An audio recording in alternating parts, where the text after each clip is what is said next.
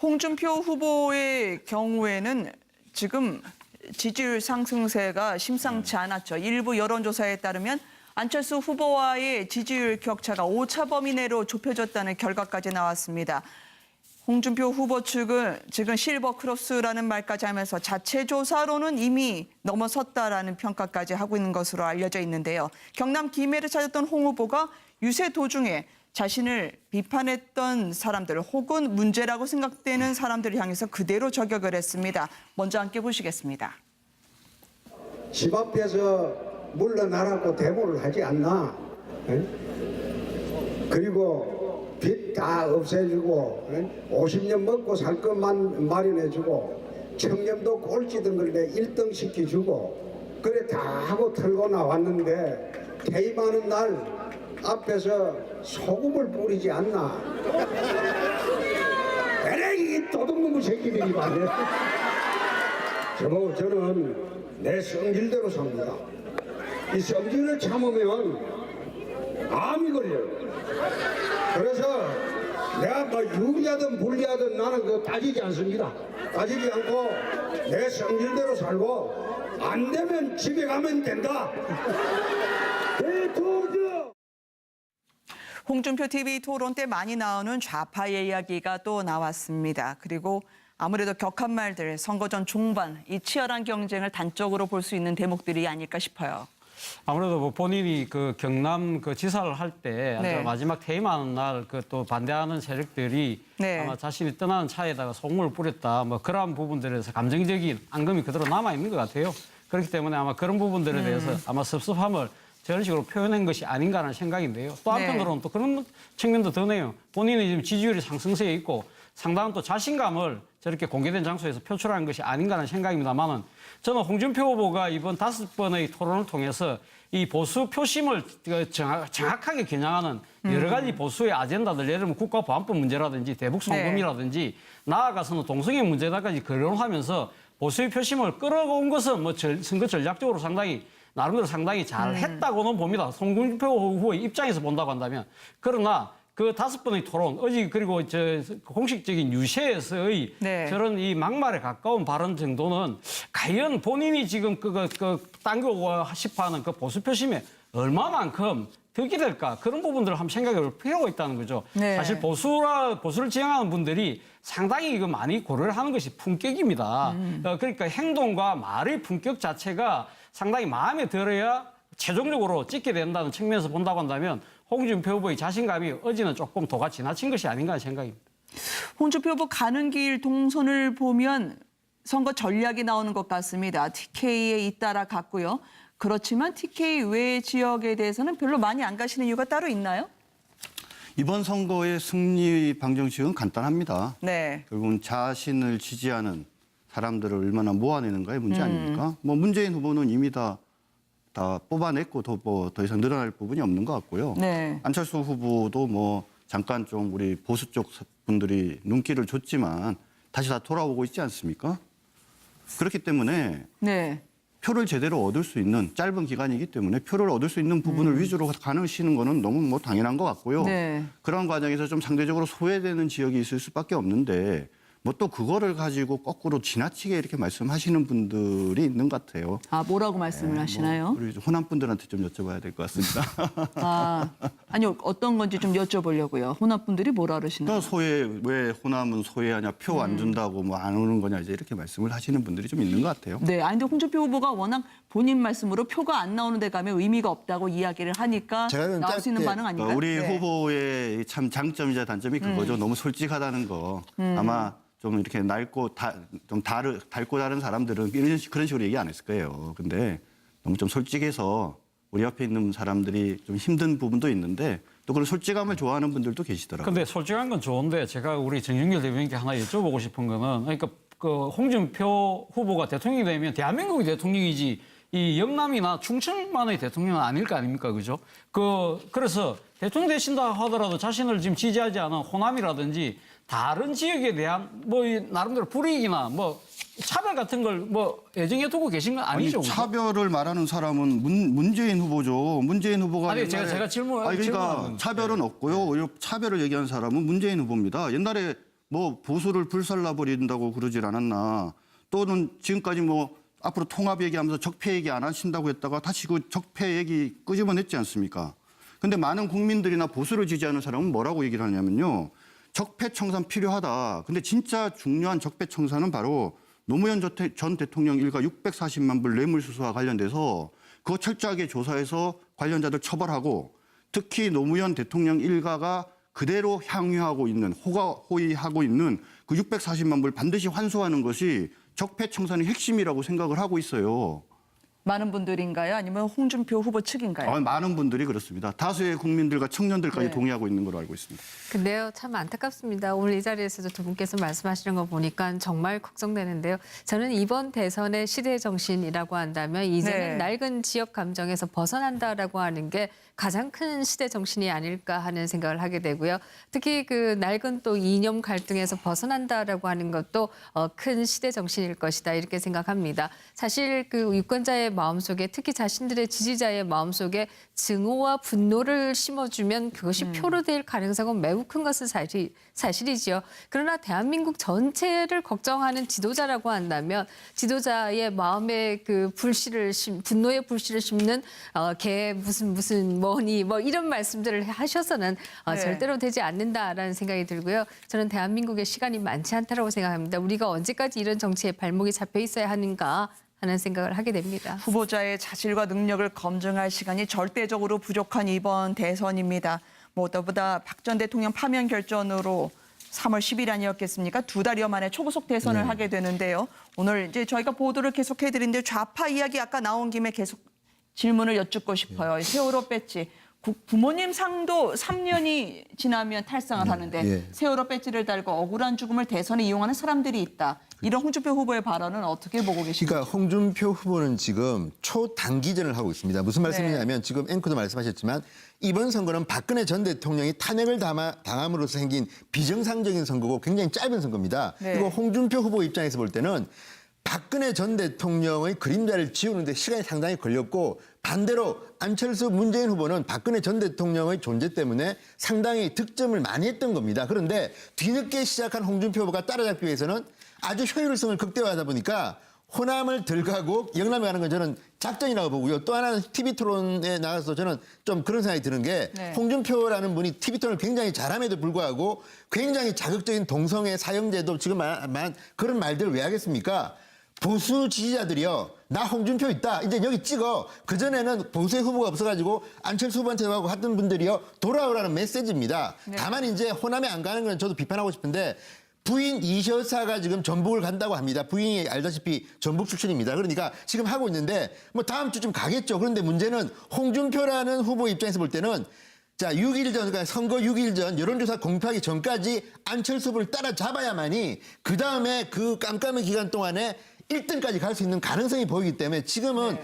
효율적인 선거를 하다 보니 그런 것이고요. 또 하나는 좌파 말은 나왔지만 그냥 좌파를 비판한 게 아니라 좌파 중에서도 소금 뿌린 일부에 대해서 이렇게 이야기한 건데 저는 욕한 거는 홍준표 후보가 대단히 잘못한 것이다. 그리고 또 하나는 노조에 대해서 그렇습니다. 심상정 후보가 뭐 노조 비난한다고 했지만 홍준표 후보 말씀을 들어보면 노조를 비난하는 게 아닙니다. 강성 귀족 노조만 비난합니다. 그러니까 이런 것들은 홍준표 후보가 팩트에 대해서는 크게 저는 틀린 건 없다고 보는데 근데 다만 이 품위 문제는 저는 좀 고쳐야 될 것 같습니다. 뭐 품위 말씀하셨으니까 뭐 제하고 네. 아까 막 같은 맥락인 것 같습니다만 이거 소금 뿌린 부분 그 부분도 사실 따지고 보면 이거 뿌린 사람들의 입장에서 본다고 한다면 그 홍준표 후보가 경남지사직을 물러나면서 결국은 네. 보궐선거를 못하도록 그래서 나름대로 지금 한 거 아닙니까? 그런 부분에 대한 도민들의 분노도 일정히 담겨 있다고 봐야 되는 거죠. 그리고 또 하나 부분은 세월호 문제인데요. 세월호 부분을 가해감 정치적으로 이용하는 대선 후보들을 아마 비난하시는 것 같은데 저는 진짜 홍준표 후보야말로 이 세월호 이야기를 계속적으로 함으로써 세월호 유가족들의 가슴을 또 한 번 지금 현재 아프게 만들고 있는 것이 아닌가 하는 생각입니다. 사실 지금 이 홍준표 후보 빼놓고 나머지 그 유력 후보들이 지난번 세월호 3주기 때 다 갔지 않았습니까? 본인이 그때도 안 갔습니다. 그거 안 가는 건 뭐 자유입니다. 안 가는 건 자유인데 그러나 지금 이 세월호 부분을 이야기를 하면서 이걸 갖다 정치적인 하나의 대선의 쟁점으로 끌고 놓음으로써 결과적으로는 세월호의 지금 미수습자도 9분이나 계신데 이 유족들을 다시 또 아프게 한다는 거죠. 그리고 이걸 빌미로 해서 다시 이 세월호를 중심으로 한 이 국민들의 이런 아픈 가슴을 더 멍들게 하는 그런 측면에서는 참 안타깝다는 생각이 듭니다. 정종길 대변인 이야기를 들어봐야 될 것 같은데요. 글쎄요, 뭐 우리 문재인 후보는 말은 통합을 얘기를 하면서도 문재인 후보에게 국민은 촛불밖에 없지 않습니까? 촛불만이 국민이고 촛불만이 민심이라고 생각하시는 분이고 세월호를 지지하거나 세월호에 긍정하는 분만을 국민이라고 생각하시는 분이라고 저는 생각을 해요. 물론 세월호 가슴 아픈 사건이었어요.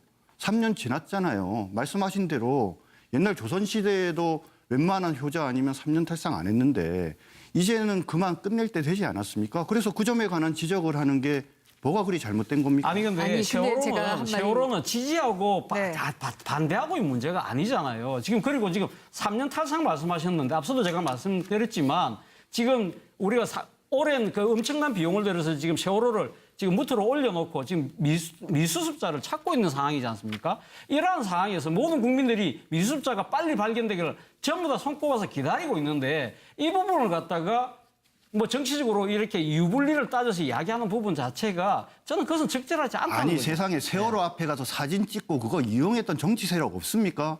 다수의 국민들이 말씀하시는 것처럼 일반적인 국민은 그런 생각을 가질 수 있는데 세월호 인양되고 난 다음에 그거 아니 정치적으로 그러니까 저도 세월호 앞에서 이용해 사진 먹으려고 찍는 한 부분에 정치 대해서 세력들이 있잖아요. 네, 세월호 앞에 그런 사진 정치 찍는 세력이 있어서 부분들 그거를 정치 사진 세력들이 찍는 제가 지금 앞으로 뭐 그거 정치적으로 잘했다고 이용하지 이야기하는 게 말라 이런 아니잖아요. 얘기를 하는 게 뭐가 그리 잘못된 거예요. 네, 정치적으로 정치인들이 이용하지 것은 말라고 지적하는 거예요. 네, 정치적으로 어쨌든 이용하지 않는 생명이 걸린 것은, 문제이기 네, 때문에요. 네, 정말 국민들이 중요하다고 느낄 때는 생각하고요. 민감해 보이는 거 분명한 네. 것 같아요. 네. 그래서 어쨌든 위원장님 말씀 잠깐 듣고 저희가 다음으로 넘어가도록 할게요. 네, 이거 홍준표 근데 후보 이것은 이야기하다 자꾸- 다른 후보 얘기 못하겠어요. 네, 네. 부모상하고 비교하는 건 좀 옳지 않다고 생각하고요. 사실 자식은 가슴에 묻는다고 하지 않습니까?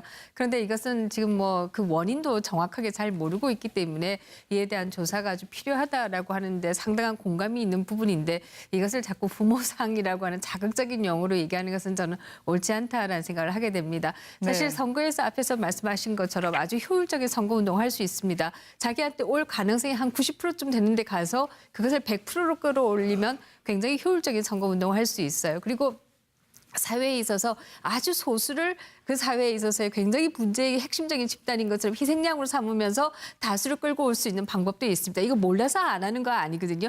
과연 네. 이렇게까지 해서 선거에서 이기는 것이 그게 대한민국을 위해서 바람직한 것이냐라는 생각을 할 수밖에 없고요. 저는 이번 선거는 더더욱이나 굉장히 특별한 선거라고 생각됩니다. 이번 선거만큼은 선거 전략이나 스핀닥터의 얘기가 아니라 정말 대한민국을 위해서 좋은 것이 무엇인가를 좀 생각해야 될 때가 아닌가 하는 네. 생각입니다. 예, 뭐 좋은 말씀을 주셨지만 네. 결국은 세월호 문제도 이번에 선거에 이용하지 말라면서 선거에 이용하고 있는 분이 홍준표 후보입니다. 그 점을 왜 그러면 이 시점에 세월호 이야기를 굳이 아무도 꺼내지 않는 세월호 이야기를 이 시점에 왜 홍준표 후보만 아니 꺼내서 하고 문재인 있습니까? 후보가 세월호 배지 안 달고 왜 나오면 달고 그런 있으면 얘기 왜 하겠어요? 문제가 됩니까? 아, 저게 정치적으로 자기 이용하는 거 자유지. 아니에요? 저 정치적으로 이용하는 거 자기는 아니에요? 왜 그럼 자기는 기념하지 저거 이용하는 거 슬퍼하지 아니에요? 않아도 되면 슬퍼 안 하더라도 다른 사람은 배지라는 게 슬퍼할 수도 있고 정치적으로 배지 달 수도 있는 이용하는 게 거잖아요. 해당합니까? 왜 남의 자유를 억압하면서 이용한다고 아니, 그래요? 다른 게 자기나 잘하면 되는 이용하잖아요. 문제지. 잠깐만요. 왜 그리 흥분하세요? 흥분은 그것은 먼저 하니까 맞잖아요. 흥분한 척하고 나도 이야기하는 거예요. 저기 이용하고 있는 거예요, 저렇게. 많은 후보분들이 본인이나 잘 TV 하세요. 토론에서 얘기하는 그 이야기를 저도 해야 될 것 같아요. 보시는 시청자분들이 판단하실 것 같습니다. 홍준표 후보와 관련해서 하나만 더 여쭤보고 가도록 하겠습니다. 아들 결혼식은 가지 못한다. 영남을 가야 하기 때문에 이 분주한 선거 유세 때문에요. 신혼여행에서 돌아오면 선거는 끝날 것이다. 지금 메시지와는 어떤 걸 담았나요? 오늘 주 원내대표도 참석을 했다고 하던데. 그러니까 제가 볼 때는 보니까 가장 인상 깊은 그겁니다. 손주 5명을 낳아주면 아버지가 다 키워준다. 네. 그러니까 뭐 국민들한테는 뭐 1,000만 원 준다는 공약을 내세웠는데 어쨌든 손주는 다 키우겠다는 건데 일단 이게 둘째 아들인데요. 이 결혼식이 잡힌 게 작년 가을인데 그 당시에 홍준표 당시 지사죠. 지사의 사정을 보면 대통령 후보로 출마한다는 생각을 안 했을 때였습니다. 그러니까 준비했던 것이고 갑작스럽게 보수의 구세주처럼 등장한 홍준표이기 때문에 이거 어떻게 결혼식 가겠습니까? 네. 그리고 저는 둘째 아들도 신혼여행 말씀하셨지만 신혼여행 못 갈 거라고 봅니다. 아마도 오늘 하루 정도는 모르지만 내일부터는 이 사람도 선거운동 해야 되는 거 아닙니까? 그런 생각이 듭니다. 갔어요. 예. 그러면 안 되는 거 아닌가? 투표 날라갔어요, 지금. 그렇죠. 그러면 안 되는데 저는 이런 생각이 드는 게 극단적인 순간에는 극단적으로 비정상적으로 행동하는 것이고요. 또 하나는 차남이 아버지 선거 때문에 결혼식 안 하는 것도 저는 문제 아닙니까? 그러니까 이런 것들은 홍준표 지사가 나름대로는 판단해서 하는 거기 때문에 네. 그러는데 어쨌든 간에 아버지의 마음을 보면 좀 짠한 부분도 좀 있는 것 같습니다. 네. 허성무 근데요, 전 후보? 이런 생각도 사실 네. 있습니다. 손주 5명 낳아주면 다 키워준다. 이거 아주 덕담이고 좋은 얘기라고 생각드는데요. 네. 그러나 또 한편에 있어서는 이 할아버지의 덕으로 요즘 뭐 유보패야 성도가 잘 받는다 이런 얘기도 하는데 이 5씩 키워주실 수 있는 능력이 되니 정말 참 부럽다라는 생각도 들고요. 네. 어떤 면에 있어서는 이제 이런 부분은 할아버지가 얼마나 능력 있는가를 볼 것이 아니라 국가가 정말 아이 낳아서 잘 키울 수 있는 국가로 만들어야 된다라는 생각하지요. 아버지 잘 해보시라 말은 하시고 떠나셨나요? 그 뭐 덕담을 했겠죠. 근데 네네. 2표 없어도 이길 것 같습니다. 알겠습니다. 저희 다음 후보로 넘어가 보도록 할게요. 홍준표 후보의 경우에는 지금 지지율 상승세가 심상치 않았죠. 일부 여론조사에 따르면 안철수 후보와의 지지율 격차가 오차 범위 내로 좁혀졌다는 결과까지 나왔습니다.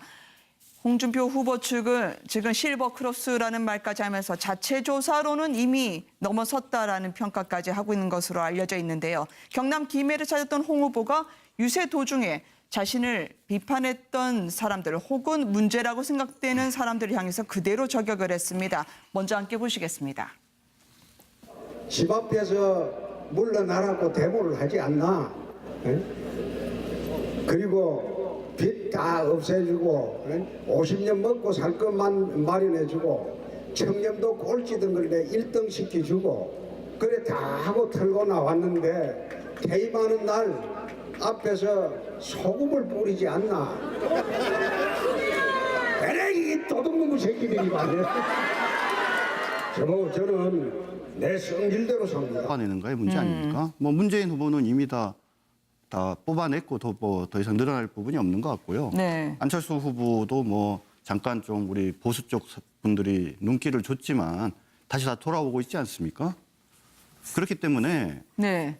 표를 제대로 얻을 수 있는 짧은 기간이기 때문에 표를 얻을 수 있는 부분을 위주로 가시는 거는 너무 뭐 당연한 것 같고요. 네. 그런 과정에서 좀 상대적으로 소외되는 지역이 있을 수밖에 없는데 뭐 또 그거를 가지고 거꾸로 지나치게 이렇게 말씀하시는 분들이 있는 것 같아요. 아, 뭐라고 말씀을 하시나요? 우리 호남 분들한테 좀 여쭤봐야 될 것 같습니다.